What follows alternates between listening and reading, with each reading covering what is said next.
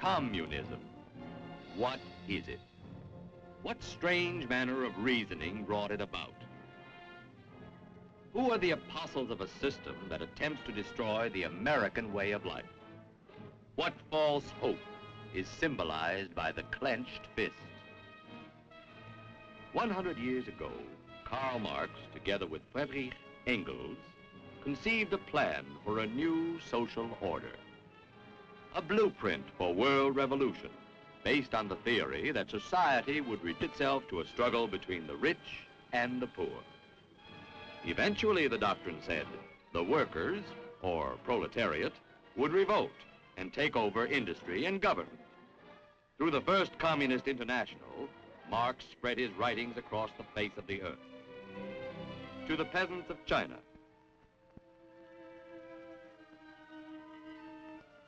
the miners of Germany,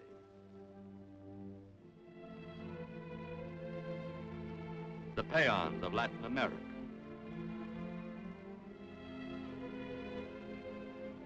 the fast-growing cities of America. Contrary to the teaching of Marx, communism made very little headway in the highly industrialized countries where education, opportunity, and freedom were common to all. But where ignorance, poverty, and suppression dwelt, there the germ of communism found a breeding place. Russia, during the Tsarist regime, was a natural starting point. Out of this barren existence emerged a hatred of tyranny and eager disciples to put into practice the theory one man's words had put onto paper. The leaders of this revolt were Vladimir Ilyich Lenin, Joseph Stalin, Leon Trotsky. Their followers worked underground, planting poison at every opportune moment. They infiltrated the regular political parties, parties made up of men who worked sincerely for greater liberty and better living conditions. They built a small party machine with a hard core of fanatical, ambitious men who would be prepared to rise up and lead a revolution when the country would be most vulnerable. In 1917, the Imperial Russian Army suffered a crushing defeat by the Germans. The soldiers were stunned, hungry, demoralized, ripe for the revolution. Army morale was crumbling. In a sealed train, Lenin, who had been living in exile, quickly returned to Russia. This was the moment the extremists looked for. This was the moment for revolution. The internal situation in Russia was made to order for them. There was the great devastation caused by the German invasion, tremendous human loss, army morale at a breaking point. This was the moment. With only 1% of the people as members, the Communist Party began life by knifing the already stricken body of their mother country.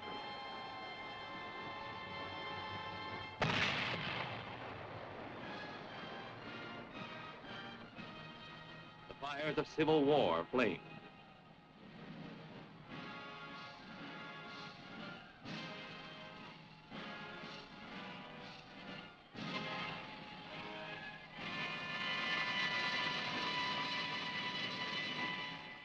Country became a wasteland.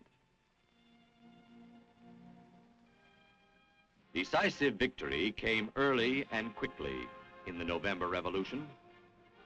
The Bolsheviks raised their red flag of victory. Moscow became the hub of world communism.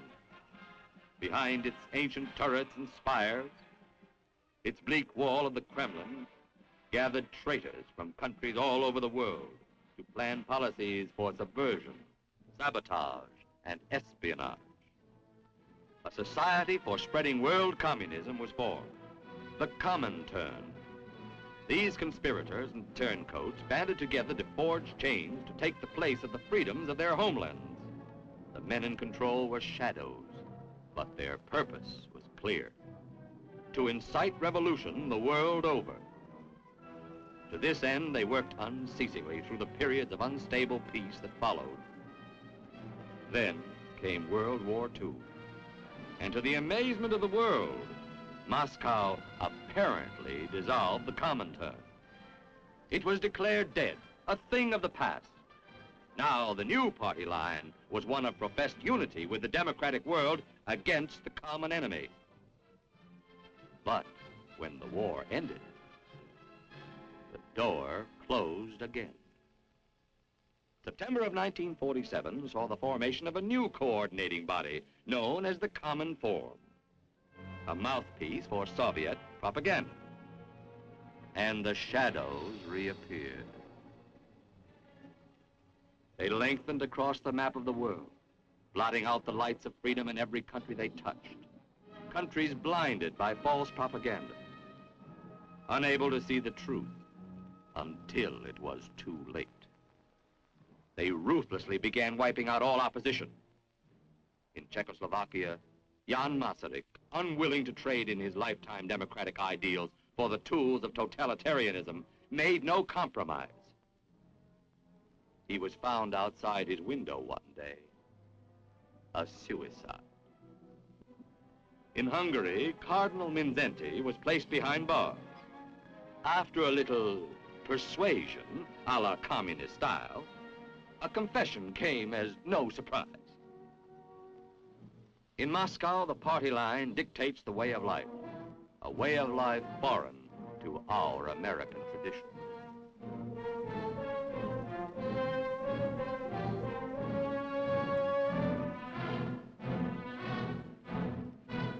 The control of the state is placed in the clenched fist of the few. The voice of the many is silenced.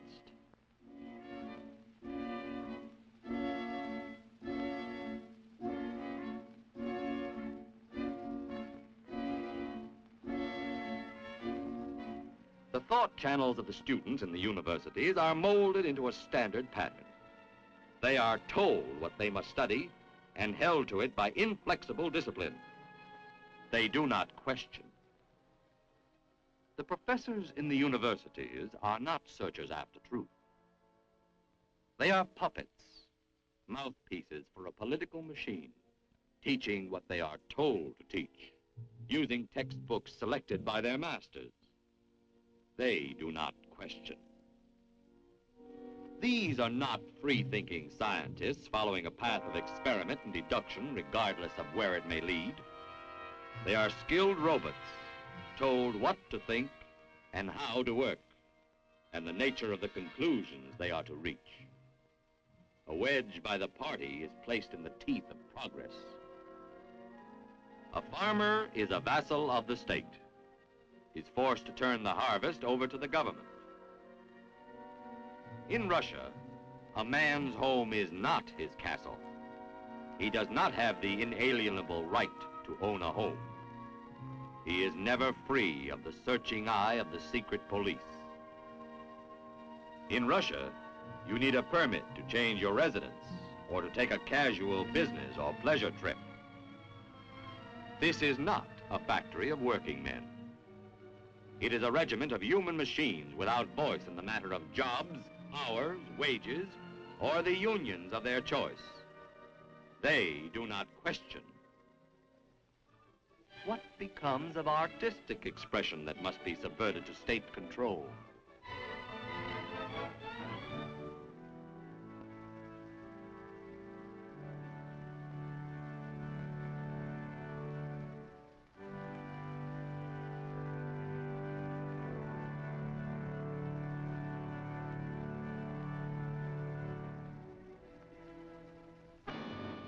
Brush out the divine spark of religion, and you have the dark, godless society of communism. The radio, communist style, is the echo of the master's voice. A free press is non-existent, and other information sources are dominated by the government. You do not get news as Americans get it. You get propaganda pellets, pre-digested by Pravda. In a society where state spies check every move of the citizens and report to a central agency, How can a human being sleep at night? For nonconformists and rebels against communist doctrines, there are concentration camps. There is slavery and death.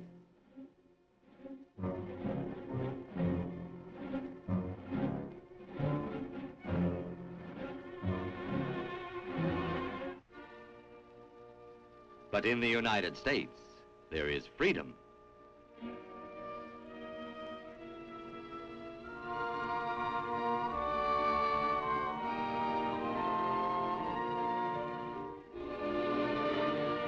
The communists can't easily infect our system of free universal education, part of the doctrine of a democratic nation. Ye shall know the truth, and the truth shall make you free.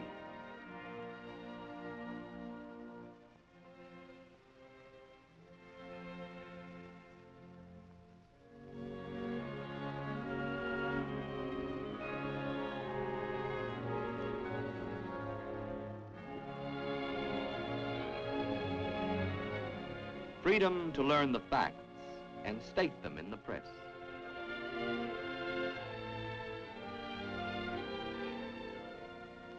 Freedom to come to an independent decision and to express it at the polls.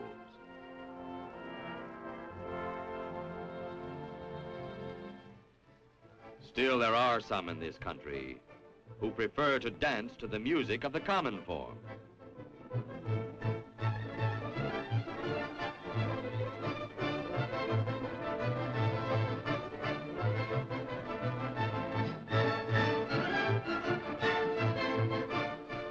The gyrations of these puppets are menacing and dangerous.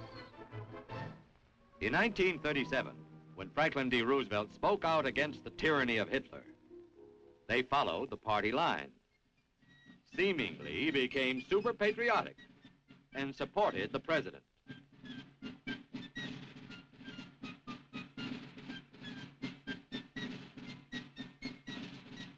When Russia signed a non-aggression pact with Germany in 1939 and overran part of Poland and Finland while gobbling up Latvia, Estonia, and Lithuania, the communists suddenly turned against Roosevelt and became pro-Hitler.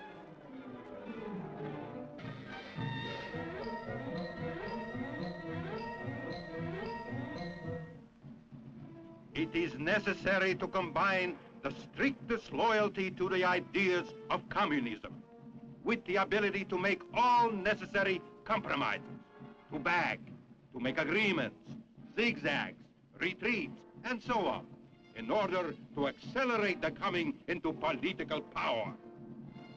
A quotation from the writings of Lenin. So, in 1941, when Hitler suddenly attacked Russia, the new patriotism was turned on again according to the party line, and they were now staunch backers of Roosevelt.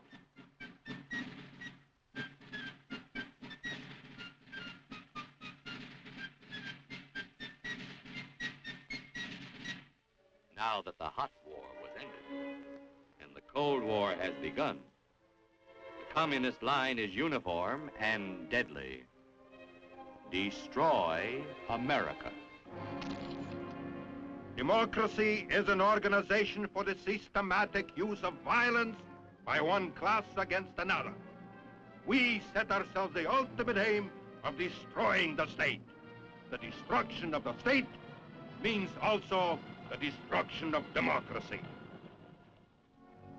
One of the American communists who dances to the tune the leaders in the Kremlin play, William Z. Foster, head of the Communist Party in the United States, has declared, "When a communist heads the government of the United States, and that day will come just as surely as the sun rises, the government will not be a capitalist government, but a Soviet government. And behind this government will stand the Red Army to enforce the dictatorship of the proletariat."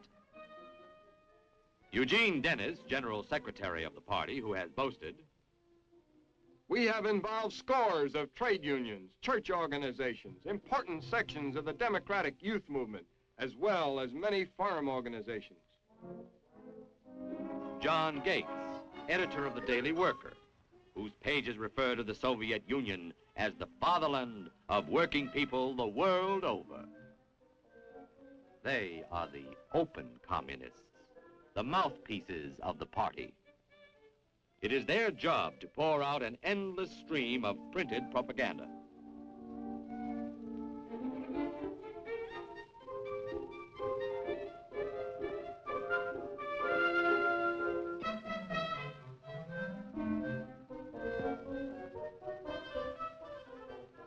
To run for public office,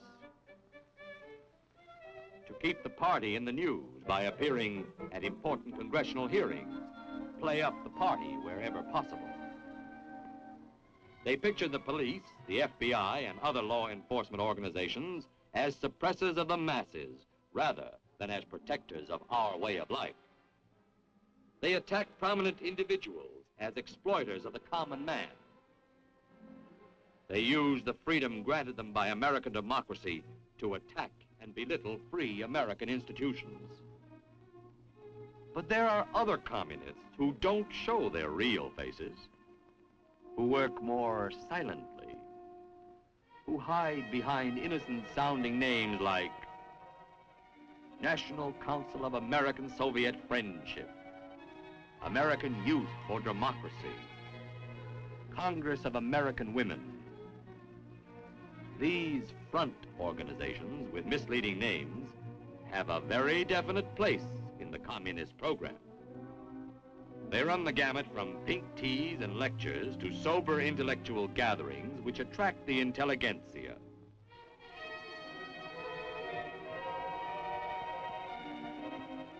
These people give a more respectable mask to the ever-changing party line. They give money, distribute literature, spread rumors in order to exaggerate minor grievances.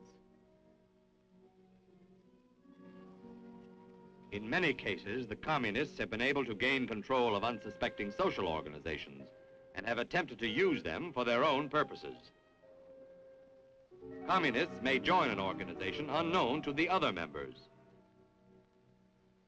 and take an active interest in the meetings. They come early.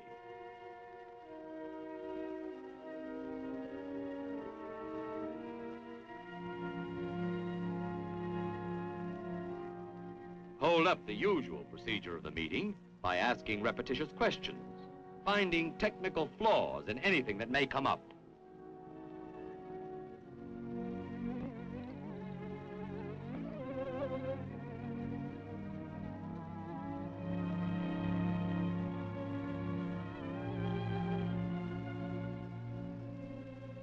Until the regular members become so bored or tired that they leave and permit a communist minority to swing the voting in their own direction. By coming early and voting late, they are able to nominate sympathizers to positions of authority. With a few well-placed communists on committees and in positions of authority, the Communist Party can control a group. They can also bore from within by having knowledge of the funds and records, or by planting a member on a switchboard to listen to the telephone conversations, or by placing a mail clerk in a position to review correspondence, or by gaining executive positions to influence plans and decisions of the organization. By gaining control of influential organizations, they first weaken the social fabric of a community, then implant communist doctrine. The main targets of the American communists have been labor, students and teachers, government offices, all of which they attempt to corrupt by boring from within. So far, each of these agencies has done an excellent job of detecting their motives. Communist Party members were removed from positions of authority in one of America's biggest unions. Other unions have followed suit in warning outside groups to leave union affairs alone. The security of the United States government demands a constant check on suspected government employees and the machinery to bring them to trial if necessary. Congressional committees maintain a constant watch over all phases of communist activity. Much of the ammunition of the communists is reserved for the armed forces, for they know that the armed forces stand guard over the frontiers of freedom, that in order to take over the country, they must first weaken the armed forces. To achieve this, their methods change with the times. Immediately after World War II, they capitalized on the natural desires of most Americans and set up a cry demanding that our boys be sent back home immediately from overseas. To excite and influence a normal desire to bring the boys home as soon as possible, girls were stationed on street corners with petitions. Buttonholed the innocent for their signatures, then sent petitions on to Congress, not because of concern over the welfare of the men overseas, but to create discontent and confusion. Mothers were encouraged to write to their sons, wives to their husbands, telling how so-and-so who was overseas no longer than they were was already home. This apparently sincere solicitude for their welfare naturally found a popular echo among the men themselves. Few of these soldiers had any idea of aiding the aims of communism, but discontent was fanned by occasional agitators within the army, who urged the men to see their commanding officers and demand to be sent home. The result was the reduction of our occupation forces before a real peace had been achieved. To this extent, the communist aim of weakening us had met with a slight measure of success. Today, as usual, communists are still following the thumb of the party line. They stage peace parades, picket the White House, flood Congress with postcards, telegrams, and letters, all for the same purpose: pressure to cut down defense appropriations and thereby weaken the armed forces. However, just because a number of congressmen and prominent citizens may urge a cut in the military budget does not make them Reds or fellow travelers. As J. Edgar Hoover has stated, don't confuse liberals and progressives with communists. Don't label anyone as a communist unless you have the facts. In recognizing a communist, physical appearance counts for nothing. If he openly declares himself to be a communist, we take his word for it. If a person consistently reads and advocates the views expressed in a communist publication, he may be a communist. If a person supports organizations which reflect communist teachings, or organizations labeled communist by the Department of Justice, she may be a communist. If a person defends the activities of communist nations while consistently attacking the domestic and foreign policy of the United States, she may be a communist.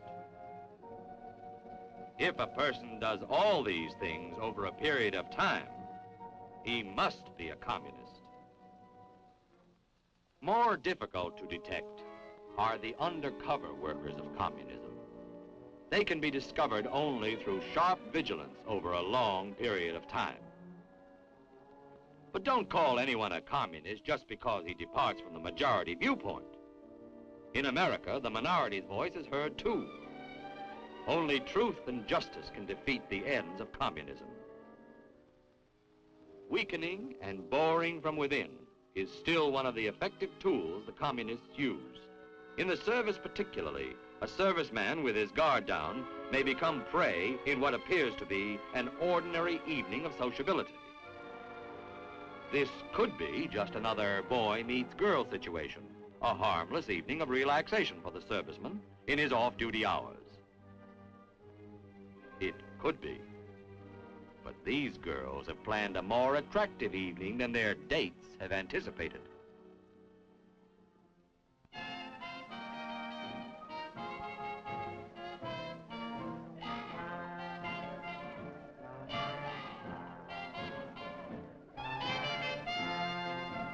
Mixed in the dancing and beer and the casual air of the gaiety of a party, the undercurrent of the communist line held a definite place in the scheme of things. An unsuspecting serviceman, finding the girl attractive and promising, might unwittingly spread the propaganda he picked up among his buddies back at camp.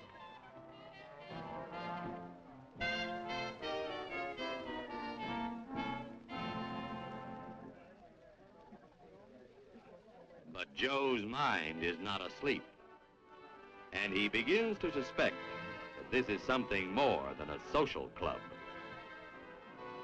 Air Force records revealed that Joe took these pamphlets to his commanding officer, and an investigation followed which exposed the club as a communist front hangout. In another instance, the story of a communist who used the camp newspaper to gain his own end was revealed. An attempt to damage the prestige of the Army by distorting and coloring the news. Under the influence of the sergeant, the corporal blows up an ordinary grudge fight that took place between two soldiers into a story that involves the morale of the whole camp. The rest of the details are routine for the sergeant. Knowing in advance that the lieutenant in charge will kill the story because of its distortions, Collins phones a contact on a local newspaper of dubious reputation and gives him a headline that will increase its circulation. Army newspaper suppresses facts. What follows will be a poisoned account of an innocuous fight between two soldiers, plotted along communist lines into epic proportions. An attempt at undermining the Army is in the making.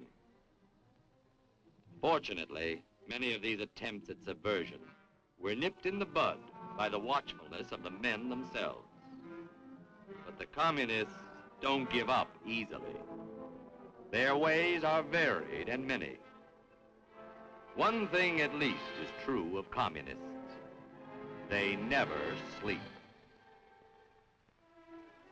When ships of the Navy come into harbor, they sometimes join with other sightseers. And once on board, stuff their handbills where members of the crew will find them.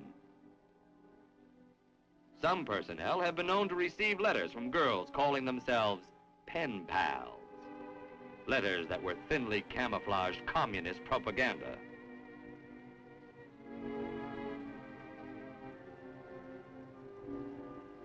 Americans will not be stampeded into seeing communists behind every door, but they will recognize and expose them when they are there by reporting to the proper officials.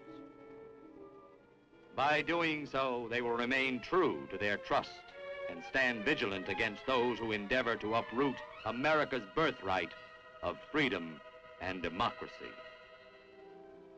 Freedom-loving peoples all over the world stand alert to the menace of communism. In Europe,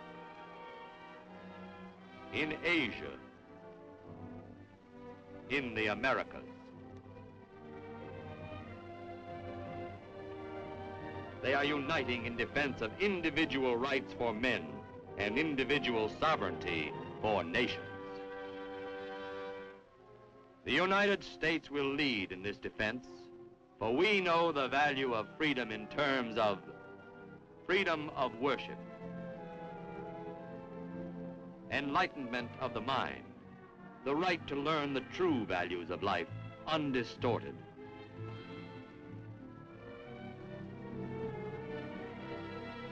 The right to freely chosen representation in the law-making processes.